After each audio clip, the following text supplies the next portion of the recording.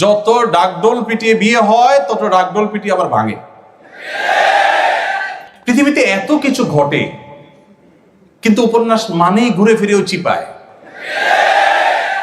ওই অবৈধ সম্পর্ক, ওই হারাম রিলেশন, ওই 2 নম্বর পথ, ওই বাবা মার অবাধ্যতার পথে নিয়ে যাওয়া, ওই ক্যারিয়ার ধ্বংস করে দেওয়া, পড়াশোনা ধ্বংস করে দেওয়া, ঈমান আমল শেষ করে দেওয়া, তারুণ্য শেষ করে দেওয়া, এরা এদেশের তারুণ্যের সবচেয়ে বড় শত্রু।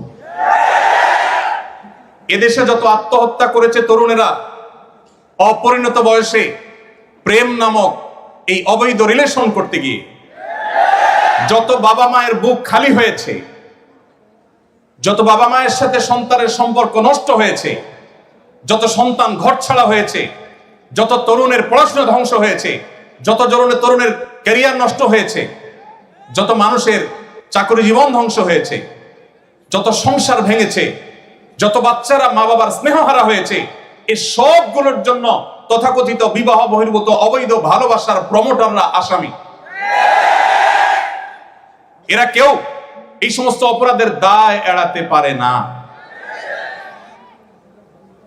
এরা আপনাকে সকাল বিকাল অভিনয় করে দেখাবে কিভাবে প্রেমকে জয় করতে হয়। মা বাবার অবাধ্য হয়েও নিজের অবৈধ কাজের সঙ্গীর হাত ধরে চলে যেতে হবে, সমাজকে বৃদ্ধাঙ্গুলি দেখিয়ে, মা বাবাকে বৃদ্ধাঙ্গুলি দেখিয়ে এটাকে পজিটিভলি তারা তুলে ধরবে। হ্যাঁ, অবশেষে নাটকে, সিনেমায়, নোবেলে প্রেমের জয় হয়েছে, মা বাবা হাসছে, সবাই পাশে মাইনে নিছে। এসব যারা সারাদিন দেখায় আপনাদেরকে, মানে প্রেমের যারা প্রশিক্ষক, আপনাদের এই 2 নম্বর কাজে যারা প্রশিক্ষক, এই প্রশিক্ষক বেচারাদের দুরবস্থা হলো, দেখবেন তাদের এক একজনের জীবনে 5টা, 7টা, 9টা, 10টা বিয়ে হয়েছে। যত আওয়াজ করে বিয়ে হয় তত আওয়াজ করে ভাঙে। এরা নিজেরাই তো ব্যর্থ। এরা আপনাদেরকে কি প্রেম শিখাবে? প্রেম শিখবেন মসজিদের ইমাম সাহেবের কাছে, প্রেম শিখবেন মাদ্রাসার হুজুরের কাছে। বউ ছাড়া বেচারা কিচ্ছু বুঝে না। নিজের ভালোবাসা সব উজাড় করে দিয়েছে তার বৈধ সঙ্গীর জন্য। আকাম কুকাম করে অজায়গায় কুজায়গায় ভালোবাসা বিলায় না। পশ্চিমাদের মোরালিটি শেষ হয়ে গেছে। আমি একটা কথা জোরালো ভাবে বলি, জ্ঞানে বিজ্ঞানে, তথ্য প্রযুক্তিতে, অবকাঠামোতে, অন্য অনেক বিষয়ে পশ্চিমারা যদি আমাদের চাইতে 200 বছর এগিয়ে থাকে, পরিবার ব্যবস্থাপনায় আমরা তাদের চাইতে 500 বছর এগিয়ে আছি। আপনারা তাদের কাছ থেকে জ্ঞান বিজ্ঞান নেন, আমার আপত্তি নেই। আপনারা তাদের কাছ থেকে অন্যান্য ভালো দিকগুলো নেন, আমার আপত্তি নেই।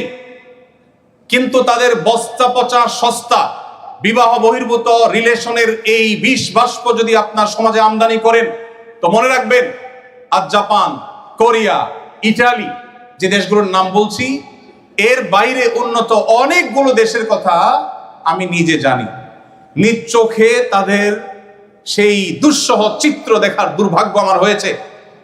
আপনি গুগল করলে, আপনি একটু অনলাইনে সার্চ করলে দেখতে পাবেন তাদের মধ্যে জেনারেশনের যে গ্যাপ তৈরি হয়েছে, তাদের মানুষ জন্মের হার কমতে কমতে এমন পর্যায়ে চলে গেছে যে রীতিমতো প্রণোদনা দেওয়া হয়। আপনারা সবাই জানেন, ওপেন সিক্রেট, সারা বিশ্বে উন্নত দেশগুলোতে বিয়ে করেছেন, একটা সন্তান হয়েছে, সরকার এত টাকা ভাতা দিবে, 2টা হয়েছে আরো বেশি, 3টা হয়েছে আরো বেশি। যারা একসময় জন্ম নিয়ন্ত্রণ করার জন্য সকাল বিকাল আমাদেরকে সবক শিখাইতো, তারা এখন জন্মের হার বাড়াবার জন্য টাকা পয়সা দিয়েও বাড়াতে পারছে না। আমার দেশের ভার্সিটির স্টুডেন্টরা, মেধাবী ছেলেরা এম্বাসিগুলোতে দাঁড়ালেই পটাপট ভিসা দিয়ে দিচ্ছে। হোয়ারেজ আপনার আমার মতো অনেক মানুষ দাঁড়ালে ভিসা দিচ্ছে না, রিজেক্ট করে দিচ্ছে।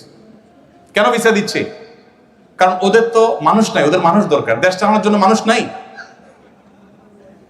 তাদের বিবাহ বহির্ভূত সম্পর্ক, হারাম রিলেশন, আল্লাহর যে সিস্টেম সেটাকে পরিবর্তন করার প্রবণতা এবং টেন্ডেন্সি তাদেরকে এমন একটা জায়গায় নিয়ে দাঁড় করিয়ে দিয়েছে যে তাদের দেশে এখন মানুষ নাই।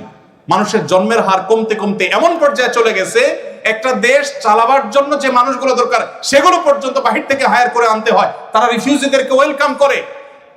সেটা যতটা না মানবিক কারণে, তার চাইতে বেশি হলো তাদের দেশে যে জনবলের সংকট আছে সেটিকে সমাধান করবার জন্য।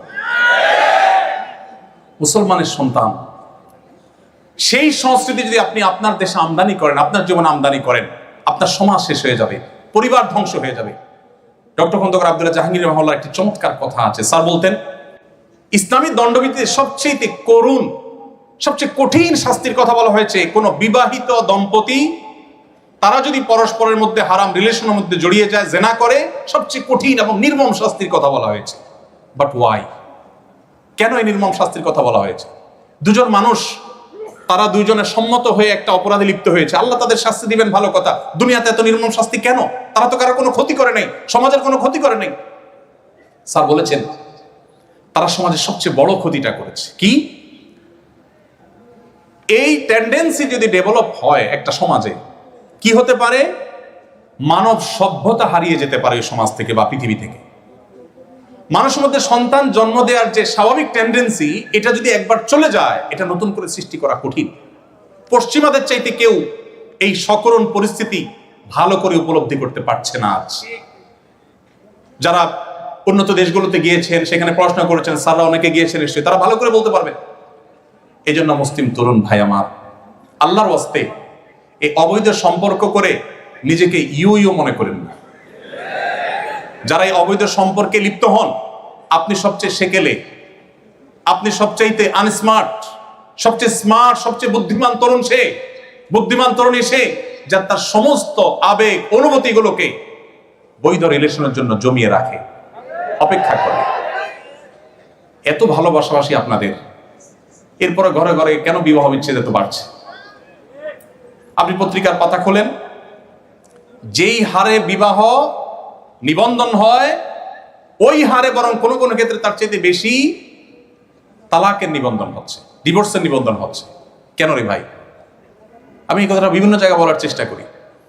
আপনাদের যুগে বা আমাদের যুগে এখন ভালোবাসা বিনিময়ের যত রাস্তা আছে, ফেসবুকে লিখে পাঠাতে পারছেন কি আই লাভ ইউ স্ত্রীকে, আমি বৈধ ক্ষেত্রে বলছি, আবার উনিও আপনাকে বলছেন টু। আপনি চাইলে ইমোতে করতে পারছেন, ফোন কলে বলতে পারছেন, মেসেজ পাঠাতে পারছেন, কত কাহিনী করতে পারছেন। সকালে নাস্তা করাচ্ছেন, বিকালে চাইনিজ খাওয়াচ্ছেন, ফুচকা খাওয়াচ্ছেন, চটপটি খাওয়াচ্ছেন, ভালোবাসা দিচ্ছেন, 3 পিস জামা একটা পরে 5টা দিচ্ছেন, বাট ভালোবাসা থাকছে না। সব মেড ইন চায়না হয়ে গেছে। আর আগের যারা ছিলেন আমাদের মুরব্বীরা, এখানে 2-1 মুরব্বী দেখা যাচ্ছে, এই মুরব্বীদের ভালোবাসাগুলো এক একটা সব মেড ইন জাপান, এত স্ট্রং। দেখবেন চাচাকে যদি যায় বলেন, চাচা, চাচির ব্যাপার আমার ডাউট হয়, কার সাথে যেন কথা বলে, দেখবেন কানের নিচে সর্বশক্তি সঞ্চয় করে একটা চড় মেরে দিবে যে বেয়াদব, তুই কল্পনা করলি কিভাবে? কারণ চাচার ওই যে সারা জীবনের বৈধ ভালোবাসা সব জমিয়ে রাখছে, সব দিচ্ছে, এই দুজনের মধ্যে কোনো খাত ছিল না, ভালোবাসাটা পুরানি খাত। আর আপনারা, আমরা যারা এই যুগের তরুণরা রাস্তাঘাটে যেখানে সেখানে ভালোবাসা বিলাচ্ছেন, মনে করেন আপনি ভালোবাসার মেশিনে পরিণত হয়েছেন। আপনি ভালোবাসার সবচেয়ে বড় ভিখারি এবং সবচেয়ে বড় অভাবী। আপনার জীবনে প্রেম বলতে আসলে কিচ্ছু নাই, যা আছে সব ভোগের জন্য প্রতারণা এবং প্রবঞ্চনা। আল্লাহর নবীর আনিত এই দ্বীন এবং শরিয়াকে যদি মেনটেন করেন আপনার ব্যক্তিগত জীবনে, আপনার চরিত্র যদি হেফাজত করেন, নবী সাল্লাল্লাহু আলাইহি ওয়াসাল্লাম বলেছেন, মাইয়াহফাজনি মা বাইনা লিহিয়াইহি ওয়া মা বাইনা রিজলাইহি আযমাল্লাহুল জান্নাহ। যে মানুষ, যে যুবক, যে তরুণ, যে মুসলমান নিজের 2 চোয়ালের মধ্যবর্তী অঙ্গ অর্থাৎ তার মুখকে এবং তার 2 পায়ের মধ্যবর্তী অঙ্গ অর্থাৎ তার সম্ভ্রমকে রক্ষা করতে পারবে, এগুলো সে হারাম পথে ব্যবহার করবে না, এই দায়িত্ব এবং গ্যারান্টি যে যুবক যুবতী, যে মানুষ নিবে, নবী সাল্লাল্লাহু আলাইহি ওয়াসাল্লাম বলেছেন, কিয়ামতের দিন আল্লাহর কাছ থেকে জান্নাত পাইয়ে দেওয়ার দায়িত্ব আমি নিলাম। চ্যালেঞ্জ গ্রহণ করা যাবে ইনশাআল্লাহ। আল্লাহ আমাদেরকে তৌফিক দান করুন। পশ্চিমাদের ভালো জিনিসগুলো নেবেন, এই সমস্ত ফালতু জিনিস নেবেন না। আল্লাহ আপনাদের আমাদের সবাইকে হেফাজত রাখার তৌফিক দান করুন।